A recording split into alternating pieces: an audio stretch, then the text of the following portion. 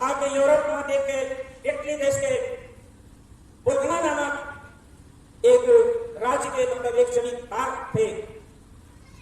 इनका जन्म सन 1809 में हुआ था। ये अपने जन्म से ही कुलीन थे, बड़े विद्वान, बड़े बुद्धिमान और बड़े ही कर्मठ और बड़े ही परोपकारी स्वभाव के थे। डॉक्टर काउंट सीजर मैटी साहब का इतिहास ये बताता है कि जब रोम पर ऑस्ट्रियन का आक्रमण हुआ तो वहां के पोप के सहायता मांगे जाने पर इन्होंने अपनी जमींदारी की संपूर्ण दौलत उस आक्रमणकारी को रोकने में और सैन्य साधनों में लगा दिया। इससे वहां के पोप ने खुश होकर के इनको जो है काउंट की उपाधि दी। काउंट एक महायज्ञ की उपाधि थी, जैसे अपने यहाँ आचार्य है, कैप्टन है, प्रोफेसर है, डॉक्टर है, ये सब जैसे बातें थी, इसी तरीके से वहां की एक काउंट उपाधि थी। वहां के लोग ने इनको बख्शे और अपने सेना में इनको मिलिट्री कैप्टन के पद से सुशोभित किया। कुछ समय के बाद इनको जो है मजिस्ट्रेट के पद से सुशोभित किया गया। मजिस्ट्रेट के पद में आश्रित रहे और वहां न्याय व्यवस्था को कई वर्षों तक देते रहे।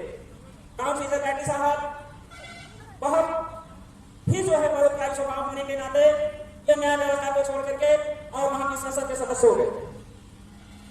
संसद की सदस्यता और संसद की कार्यवाही में जो नोक झोंक बातें कहीं पार्टी में हुआ करती थी, ये भी चार भावनाएं इनकी समझ में नहीं आए और इनको ये पसंद नहीं आया और इन्होंने संसद पद की सदस्यता से इस्तीफा दे करके और इन्होंने आम जनता की भलाई करने के लिए चिकित्सा पद्धति में अपनी रुचि बढ़ाई और चिकित्सा के संसार में कदम रखने पर इनसे पहले डॉक्टर हेनीमैन जो जर्मन के रहे हैं, होम्योपैथ के जन्मदाता, उनसे पहले भी चिकित्सा क्षेत्र में काम करने वाले एक पैरासेल्सियस नाम के चिकित्सक रहे हैं। इन दोनों के विचारों से बहुत सहमत थे और इन दोनों के विचारों को बड़ी गहराई से, बड़ी गहनता से इन्होंने स्टडी किया, अध्ययन किया उनके विचारों को और पाया कि ये चिकित्सा पद्धति, लेकिन फिर भी वो संतुष्ट नहीं हुए और उन्होंने होम्योपैथ चिकित्सा पद्धति के बारे में जानने के बाद उसमें से कमी निकाल लिया। जिस तरह से दूध को पीने के लिए हंस जब उसमें से अपना तत्व निकाल लेता है, पानी छोड़ देता है, ठीक उसी तरीके से काउंट सीजर मैटी साहब ने होम्योपैथ की चिकित्सा पद्धति से कमी को निकाल लिया। कमी क्या थे? होम्योपैथ की चिकित्सा करने के लिए जिन दवाओं का उपयोग किया जाता है वो बीमारी को ही शमित करती हैं, जड़ से बीमारी को खत्म करने में उन्होंने अक्षम पाया। तब इन्होंने विचार किया और अपनी बुद्धि की, अपने ज्ञान की प्रतिभा से होम्योपैथ के जगत से पौधों द्वारा निर्मित एक नए सिस्टम से, नए अर्क सिस्टम से पैदा किए हुए अर्क से और कई प्लांट्स को, मतलब जड़ी बूटियों को, पौधों के अर्कों से इलेक्ट्रो होम्योपैथ का आविष्कार कर डाला। काउंट सीजर मैटी साहब सबसे पहले कुल 60 दवाओं का आविष्कार किया, जिसमें से 22 दवाएं प्रयोग के दौरान ऐसी पाई गई जो विशेष तौर पर अपना परिणाम, अपना रिजल्ट देने में ठीक नहीं दे सकने के कारण असमर्थ रही। तब डॉक्टर काउंट सीजर मैटी साहब ने उन 22 दवाओं को अपने प्रैक्टिस क्षेत्र से बाहर किया और कुल इलेक्ट्रो होम्योपैथ के 36 दवाओं को ही जो है अपने कार्य क्षेत्र में रखा। बहुत दिनों तक वो जनता की सेवा करते रहे, बहुत दिनों तक वो अपनी प्रजा के भलाई में समर्पित रहे। इसी बीच करते करते इनकी उम्र भी जब आते गई और ये बूढ़े हो चले। इनके एक पुत्र थे जो अपना सारा कारोबार, इलेक्ट्रो होम्योपैथ की फैक्ट्री और सारा राजपाट इन्होंने अपने जमाई के नाम, अपने दामाद के नाम समर्पित करके और स्वयं आराम करते रहे।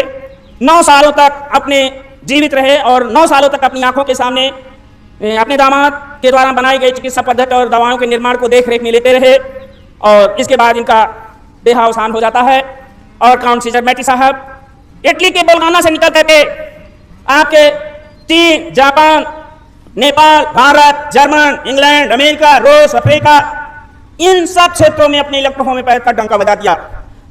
सन 1865 के रेंज में इलेक्ट्रो होम्योपैथ अपने विश्व में अपनी पहचान बना चुकी थी। इलेक्ट्रो होम्योपैथ वो चिकित्सा पद्धति है जो काउंट सीजर मैटी साहब ने खोज के निकाला था अपनी बुद्धि से कि होम्योपैथ से बेहतर ये रक्त और रस को बलवान बनाती है, ब्लड एंड लिम्फ को ये स्ट्रांग करती है, जिससे व्यक्ति के अंदर किसी भी प्रकार की बीमारी प्रवेश ही नहीं कर सकती और जब प्रवेश ही नहीं कर सकती तो फिर वो बीमार क्या करे किसी को। ठीक उसी तरीके से जिस तरीके से इतिहास प्रसिद्ध है, कौरव पांडव की लड़ाई में जिस दिन द्रोणाचार्य ने चक्रव्यूह की रचना किया था और अभिमन्यु को ही फाटक तोड़ने का और चक्रव्यूह में प्रवेश करने की जानकारी थे। इतने बड़े महारथी थे अर्जुन को छोड़ करके, किसी को यह पता नहीं था कि चक्रव्यूह को तोड़ करके कैसे उसके अंदर प्रवेश किया जाएगा। अभिमन्यु वो वीर था कि जो चक्रव्यूह में प्रवेश कर गया। ठीक उसी तरीके से इलेक्ट्रो होम्योपैथ वो कवच है कि चक्रव्यूह ऐसा रस देता है ये बॉडी के अंदर, ऐसी कैपेसिटी बना देता है कि किसी को उस बॉडी की इम्यूनिटी क्षमता में या उसकी रेजिस्टेंस क्षमता में किसी भी विषाणु जीवाणु किसी भी बीमारी को प्रवेश करने की इजाजत है नहीं देता।